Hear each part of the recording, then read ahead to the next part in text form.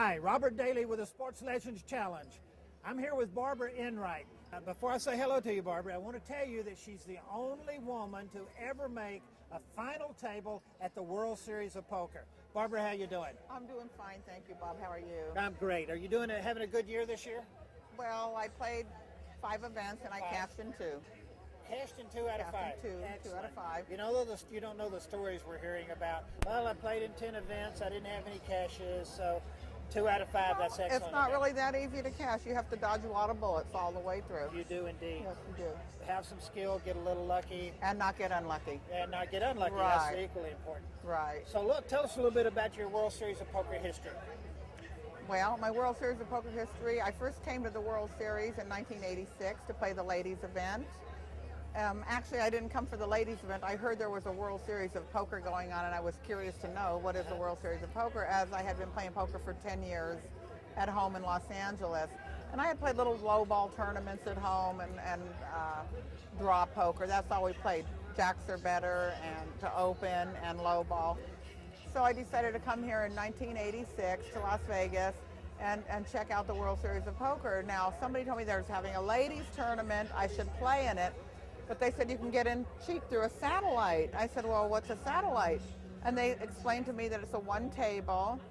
They were having satellites at the Golden Nugget. You sit down at one table, and if you beat everybody at your table, you win your entry into the ladies tournament. So I said, well, that sounds good. It's $75, but I figured, well, I have to raise the $75. So I went to the Union Plaza and I bet $11 on a horse called Now Victory.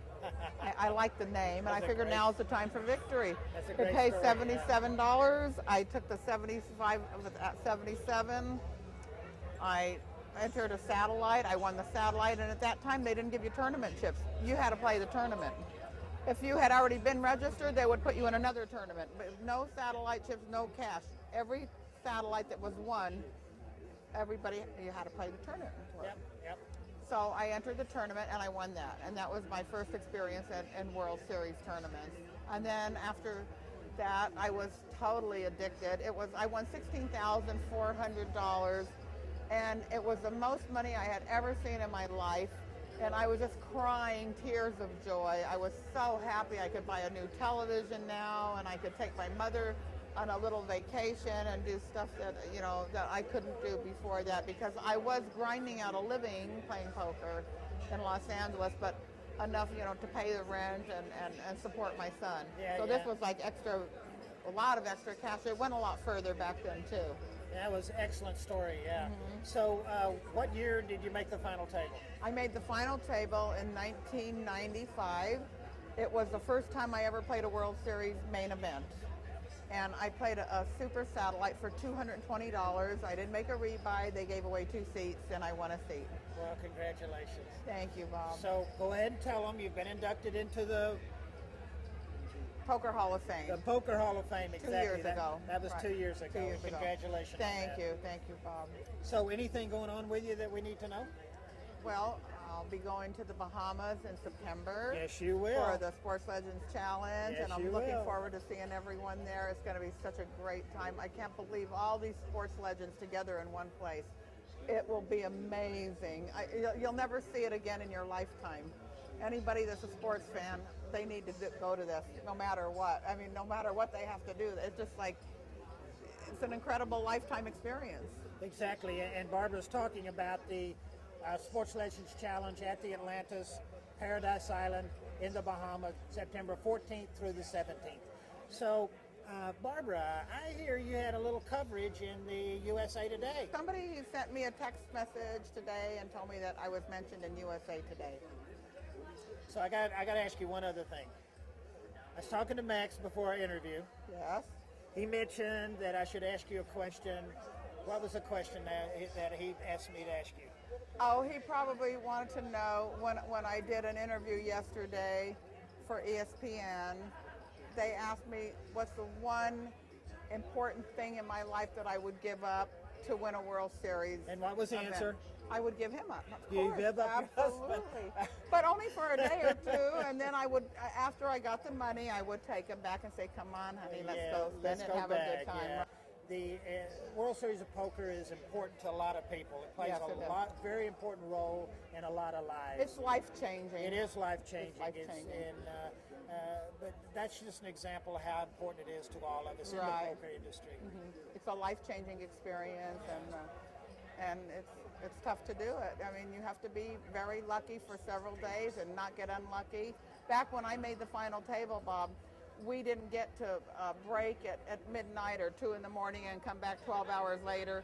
We stayed the day. It was a 4-day event when I played it, and the day before the final table, we started at noon, played till 4 in the morning, and had to be back at 10 because the TV cameras were going to be there to film it. Wow. So I had 6 hours. After going all night without eating and drinking or anything, I had to get a little food and then try to go to sleep and unwind. So I got a good solid 2 hours sleep. Great. And then I had to be back for the final table with no Super. sleep. Well, that's an exciting story, no doubt. So I see the bracelets on your wrist. How many World Series of Poker bracelets do you have? I have 3. This one and this one and So what one were other they one. for? Well, the first one, the one that I'm not wearing now, was the first tournament that I won, the 16,400, the Lady Stud. Yep. This was for the Lady Stud in '94, and this was for the pot limit hold'em, the $2,500 pot limit hold'em in 1996. Yeah. I'm going to ask you one more question. We just talked about this story right before we went on air, but you were telling me about you were playing with someone at a poker table just yesterday, I think. Yes, yesterday. And they were talking about, they was asking you questions Right. about no limit hold'em. Right. What was your reply? Well, they asked me, how has it changed today than when you used to play it?